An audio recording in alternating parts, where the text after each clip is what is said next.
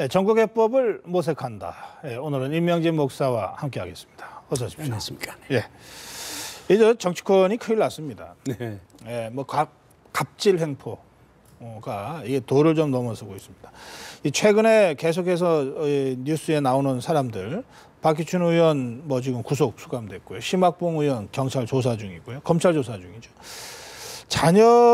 변호사 자녀들을 뭐 청탁했다고 하는 의혹에 이 여야 의원들이 또 나란히 한 사람씩 김태원, 윤우덕 의원이 지금 이 논란에 휩싸여 있습니다. 그런가 하면 무슨 쌀에 자기 이름을 또 박아서 뭐 네. 이렇게 판매한 의원도 있고 술 취한 상태로 경찰 지구대에 찾아가서 뭐 행패까지는 아닐지 모르겠습니다. 하여튼 큰 소리 친 의원들.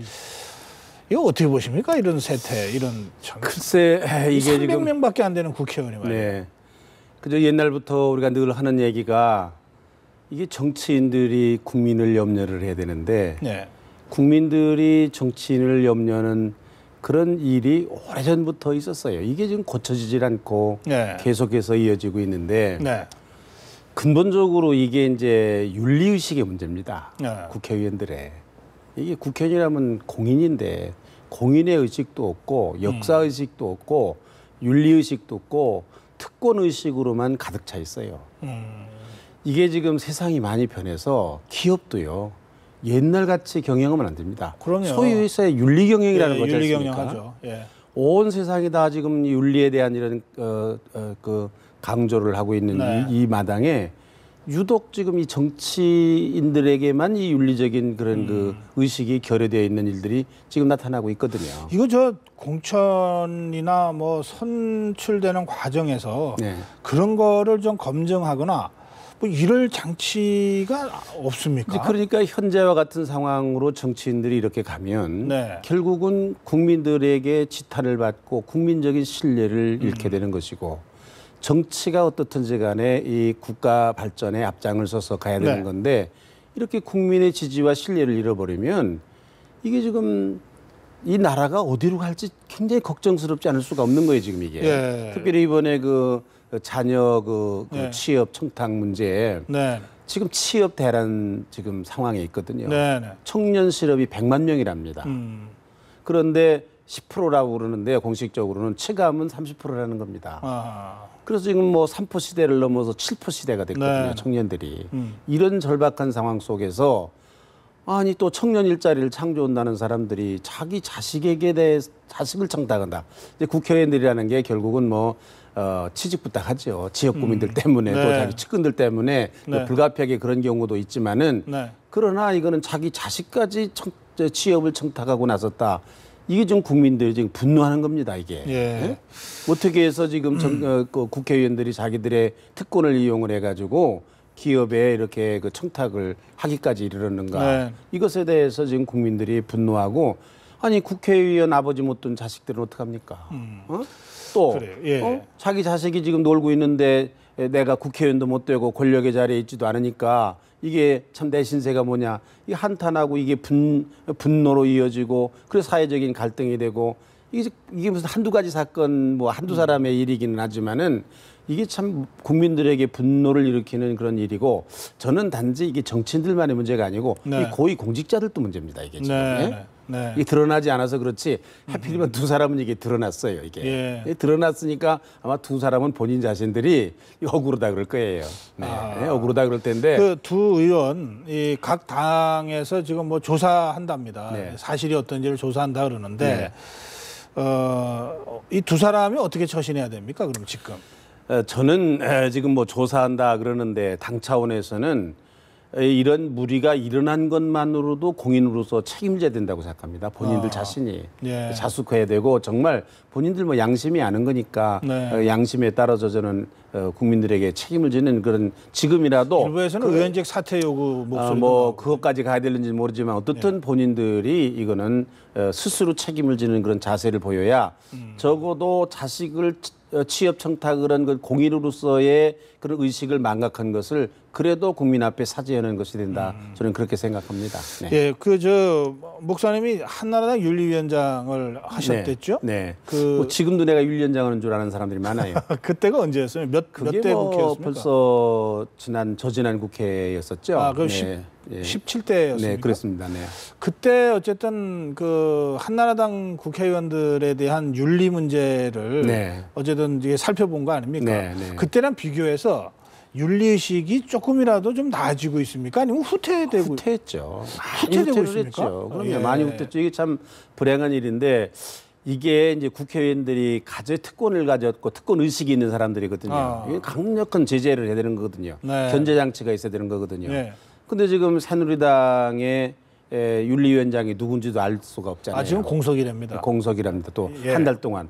그러니까 당직 개편을 하면서 그 중요한 윤리위원장을 공석으로 뒀다. 예. 이게 지금 새누리당이 얼마나 윤리의식이 지금 지도부가 결여하고 윤리위원장이 있는가. 별로 중요하지 않다. 아닙니다. 아니 그렇게 생각하니까 안 하겠죠? 글쎄 뭐 이렇게 뭐 이런 일이 있더라도 유야무야 이제 넘어가기로 마무리를 하면은 중요하지 않죠. 그러나 참. 정말로 이게 지금 소탐 대실이에요. 네. 정치권이 계속해서 이런 일을 벌리는 한은 네. 국민들이 정치를 신뢰하지 않거든요. 그러면 많은 걸 잃게 되거든요. 네. 사실은 이제 국회의원 정수 문제만 하더라도 저는 그거 뭐 꼭 300명 해야 된다. 뭐 그렇게 생각 안 합니다. 예. 필요에 따라 늘릴 수도 있다고 늘릴 수도 생각하는데 있고. 국민들이 네. 이거 허락만 하면 아유 저렇게 열심히 일하는 예. 국회의원이라면 더 늘려야 된다. 이래야 되는데 아니 저 사람들 뭐 하는 사람들인데 숫자를 더 늘려야 되느냐. 국민들이 그러는 거거든요. 사실은 이게. 절반으로 줄여야 된다는 뭐 주장들이 그런 주장도 많이 있어요. 여론으로는 지금. 다수예요. 네, 예. 예. 그러니까 이게 지금 아주 그 정치인들이 국민적인 신뢰를 다 저버렸거든요. 이게, 네. 이게 나라의 불행입니다. 이게. 네. 알겠습니다. 그런데 이런 그 윤리 문제가 발생했을 때 여과 장치들을 당도 갖고 있고 국회도 갖고 있잖아요. 그렇습니다. 당에서는 윤리위원회 그렇습니다. 또는 뭐 지금 새정치민주연합은 윤리심판원. 네. 예, 안배웅욱 교수가 지금 원장한. 예, 예, 그렇게 다 돼 있는데 네. 또 국회 차원에서는 국회 윤리특위가 또 있잖아요. 있습니다. 네. 근데 왜 제대로 작동을 안 하는 겁니까?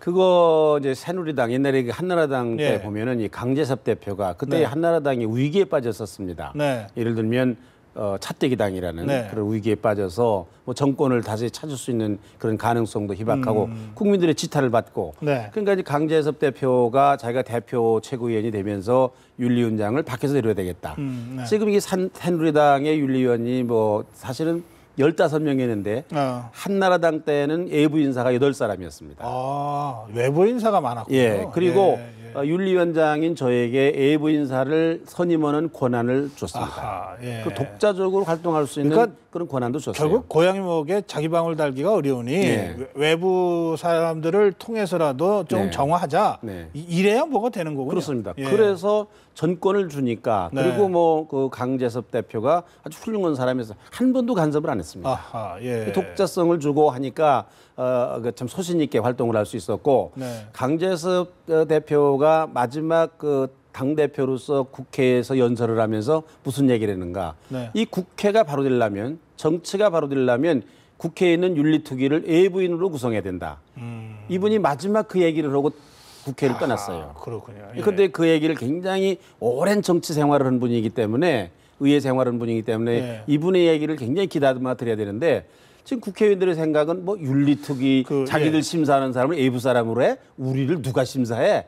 이런 생각이 있는 거예요. 그 말씀 나온 김에 그때 강재수 대표가 일체 간섭하지 않고 네. 윤리위원장과 윤리위원회의 뜻대로 하셔. 네. 해서 저 목사님이 윤리위원장이 있으면서 여러 사람을 징계를 징계했죠. 했습니다. 그때 네. 징계했던 사람들 기억나십니까? 뭐 여러 사람 있죠. 누구? 뭐 이게 이름 대기가 좀 그런데 그래도 참 그 김영갑 의원을 비롯해서 예. 뭐 여러분들 징계를 했어요.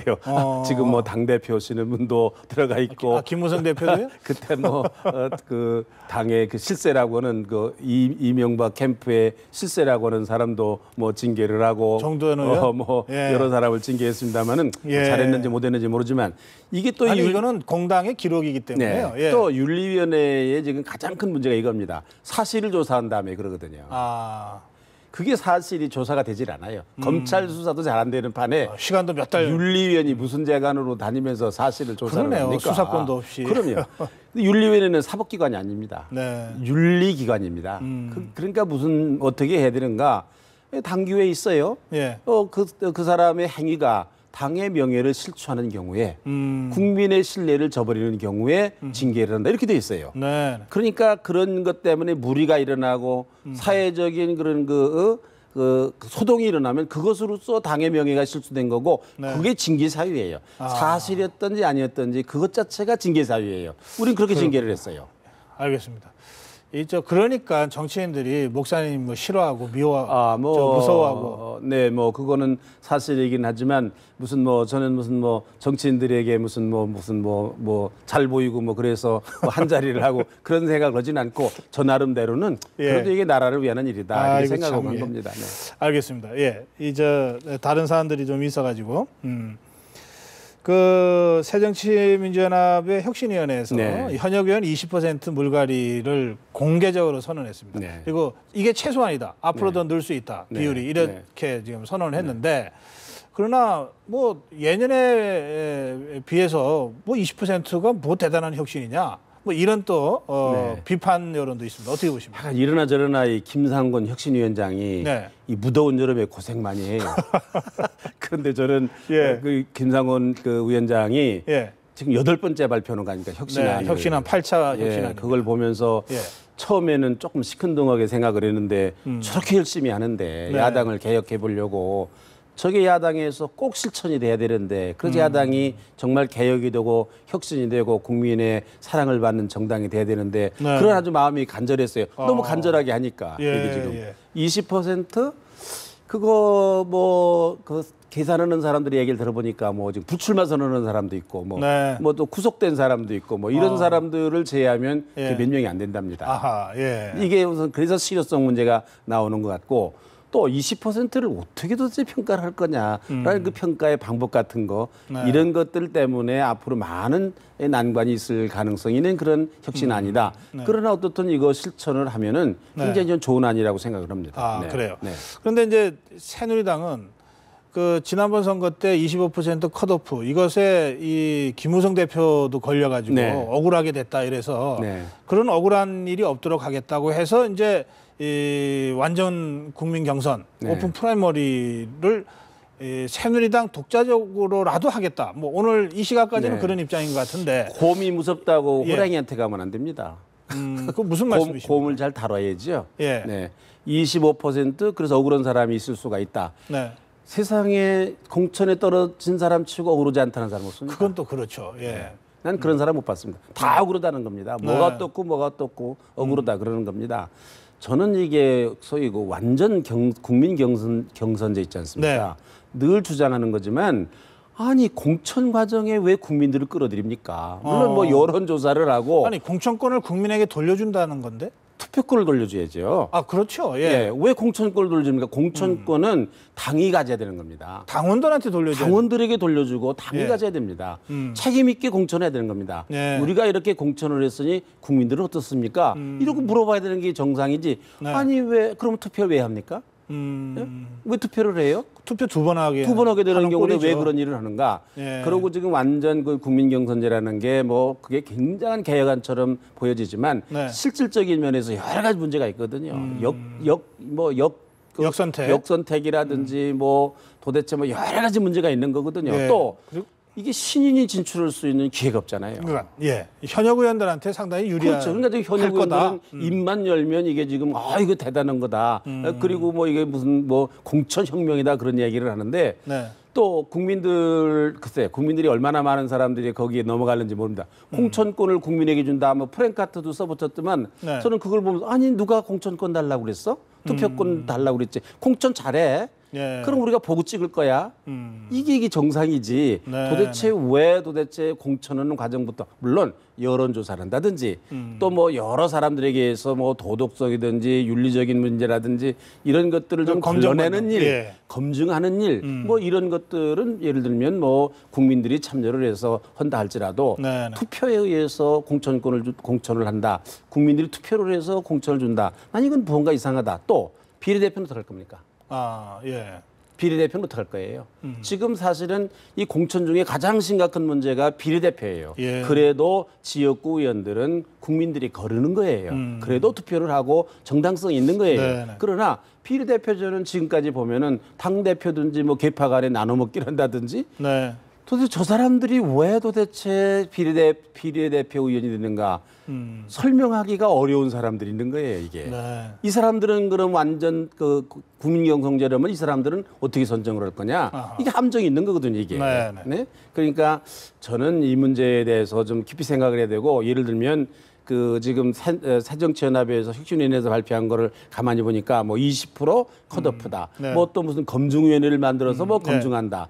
거기에 무슨 뭐 15명조 최소한도 9명에서 15명 외부 인사를 다 해야 된다. 네. 뭐 등등 하는 걸 보면은 상당히 의미가 있는 그런 그 제도다. 그렇게 생각합니다. 얼마나 실천이 잘 될 수 있을지 새누리당도 모르지만 오픈 프라이머리 하나만 가지고 자꾸 할 게 아니라 뭔가 그럼요. 좀 이 설득력 있는 진짜 혁신적인 뭐 이런 고민을 좀 해라. 뿐만 아니라 지금 야당이 안 한다고 그러는데 예. 자기들 혼자 한다는 게 저게 이상한 일이에요. 저건 억지예요. 저거는 오픈 프라이머리라는 거는 야당과 함께 할 때 그거 그래도 의미가 있는 건데 예. 야당이 안 해도 우리가 하겠다. 뭐 어떻게 하겠다는 겁니까? 저거를 말이야. 알겠습니다. 역선택 같은 걸 어떻게 저거를 말이야 그 방지할 거며 네. 저게 돈도 많이 든답니다. 350억 든다든가요. 꽤 든다는 겁니다. 중앙선거관리위원회에서 해야 되는데 네. 그러면 한 정당이 공천권을 행사하기 위해서 나라의 돈을 써야 된다. 공천권을 행사하기 위해서 나라의 돈 국고를 써야 된다. 난 그것도 나는 납득이 안 가는 말입니다. 그거는. 알겠습니다. 예. 이 뭐 지금 목사님 말씀 들으면 이게 좀 꼼꼼히 짚고 따져봐야 될 그럼요. 대목들이 네. 상당히 많이 있네요. 예, 뭐 정치적인 슬로건이라든지 그렇게 이제 해야 될 때는 지났다고 생각합니다. 네. 알겠습니다. 예. 그저 오랜만에 안철수 의원 소식이 뉴스가 들어와 있는데 네. 그저 대선 당시에 그 캠프의 상황실장을 했던 금태섭 변호사라고 기억하시죠? 그러면 네. 예, 뭐 이 사람이 책을 썼는데 대선 패배의 원인으로 캠프 내에 비선이 있었다. 그 뭐 의사 박경철 씨가 비선이었다. 뭐 이렇게 나오는 대목이 있는 모양입니다. 네. 그러면서 캠프 안에 소통이 안 돼서 뭐 혼자서 갑자기 뭐 결정하고 뭐 이 후보 포기하는 것도 그 거의 독단적인 결정이었다. 뭐 이런 대목들이 많이 나오는 모양인데요. 네. 네. 왜 이 시점에 이런 얘기들이 또 나와야 되는 건지도 잘 모르겠고, 네. 예, 이 사실은 또 뭔지 말이죠. 네. 예. 뭐 저도 뭐 사실은 알 수가 없죠. 뭐 예. 거기 있었던 사람이 아니니까 잘 모르지만은 그러나 이제 짐작한데 네. 금태섭 그 사람이 한 얘기가 상당히 일리가 있는 거다. 왜 그러냐면 예. 오늘의 안철수 의원을 보면 결과적으로 그렇게 되나요? 예. 예. 결과적으로 네. 그러나 한 가지 아쉬운 거는 그때 금태섭 씨가 상황실장이라는 막중한 자리에 있었는데 그때 그 문제를 제기를 했었어야죠. 예? 그때는 그 문제 제기하는 게 자중질환이라고 생각해서 참았겠죠. 그러면 지금도 가만히 있어야죠. 뭘 뭐 지금 다 끝난 일 가지고 예. 지금 무슨 뭐 다시 들춰서 그런 얘기를 하는 것도 문제가 있고 사실은 이게 비선이라는 거 네. 이게 누구든지 어떤 단체든지 간에 어떤 정권도 마찬가지고 어떤 단체든지 간에 이 비선에 네. 의해서 움직여지면 이게 결과가 좋지 않습니다. 알겠습니다. 예, 이 안철수 의원은 진 사람이 말하는 건 구차하다 이러면서 뭐 일단 뭐 침묵하는데 그러나 이 부분에 대해서는 이게 안철수 의원이 주요 정치 지도자 중에 한 사람이고 또 대권에 도전을 하려면 어떤 형태로든 좀 설명은 필요할 것 같습니다. 정리를 해야죠. 뭐 안철수 의원 한 얘기를 들어보니까 뭐 여기저기서 무슨 뭐 얘기하는 사람이 있다. 네, 어? 네. 비선이 있을 수 있다. 저도 거기까지는 인정을 합니다. 그러나 지도자라면 아무리 가까운 사람 비선이 하는 말이라 하더라도 예. 판단해야 되는 겁니다. 그런 예. 능력이 있어야 되는 건데 안철수 의원이 변명을 수 없는 거는 그런 판단력이 그때 없었던 것이 아닌가. 그건 알겠습니다. 변명의 여지가 없는 것 같아요. 네. 예. 자 그리고요. 이제 사회 뉴스인데 그 CJ의 이명희 이 명예회장 네. 지금 빈소가 차려졌고 뭐 각계 인사들이 지금 조문을 하고 있다 그럽니다. 네. 그런데 뭐 삼성그룹에서 이재용 뭐 부회장도 조문을 하고 다 했는데, 근데 뭐 장지는 또 용인이 아니라 여주로 정해졌다 그러고, 뭐 롯데 형제 싸움 이상으로 이 삼성도 이 역사가 뿌리가 좀 깊지 않습니까? 네, 삼성과 네, CJ. 네, 네, 네. 이거 어떻게 보십니까? 그 용인에는 뭐 선대 이병철 회장님의 그 묘소가 있는 데 아닙니까? 네. 뭐 생전에 사이가 안 좋았으니까 뭐 죽어서 가까이 있는 것도 안 좋지 뭐. 그러냐. 뭐 죽어서까지 같이 가서 예. 뭐 옆에가 있을 까닭 없고. 그러나 어떻든지 이게 우리나라의 이 재벌의 형제간의 싸움, 부자간의 네. 갈등. 이건 참 국민들에게 참 그 눈살을 찌푸리게 하는 일인데 형제간에 좀 잘들 지내면 안 되는지. 글쎄 이 말이에요. 돈이라는 게 아마 예. 형제 피보다 진한 게 돈인 것 같습니다. 예. 근데 이제 그 법무부에서는 그 이재현 회장 네. 그 이 빈소를 지키도록 허용을 한 모양인데요. 네. 근데 실제로 뭐 빈소를 지키지 못했다 그러죠? 예, 이번에 이제 보니까 이번에 뭐 자세히 알려지지 않았습니까? 네. 이재현 회장의 이제 병세에 대해서 자세하게 알려졌는데 뭐 한 가지 정말 안타까운 건 그 유전병 있지 않습니까? 아, 예. 이건 본인의 잘못도 아니고 뭐 본인의 건강의 문제도 아니고 이게 식구들이 다 그렇다고 그러니까 네. 참 그거는 너무 참 가슴 예. 아픈 그런 일이다 그런 생각이 들고 이재현 회장, 네. 이미경 부회장이 다 아, 그런 상황이라니 이건 참 여러 가지를 사회적인 여러 가지를 떠나서 어떤 인간적으로 가슴 아픈 일이다 생각을 하고 예. 더군다나 아버지의 빈소도 지킬 수가 없었다, 뭐 소문도 받을 수가 없었다, 상당히 안타까운 그런 마음을 가지게 되네요. 네. 이, 네. 아무리 돈이 많으면 뭐하나 뭐 이런 생각들을 또 여러분들이 네, 네. 하실 수도 있겠습니다. 네. 하여튼 좀 이런저런 상처들을 좀 넘어서는 모습들을 네, 예, 네. 어쨌든 대기업이고 재벌이면 또 우리 사회 지도층이기도 하기 때문에 네, 이번에 뭐 예. 이제 선대들이 그랬다 하더라도 이제 뭐 네. 좀 후대 그 뭐 이재용, 이재현 뭐 그대에 와서는 좀 잘 협력하고 그런 화해하는 모습이 보여줬으면 참 좋겠어요. 네, 뭐 앞으로 그런 모습, 그런 행보를 네. 좀 보여줄 수도 있겠죠. 네, 네. 예, 오늘 여기서 마무리하겠습니다. 네, 예, 감사합니다. 말씀 잘 들었습니다.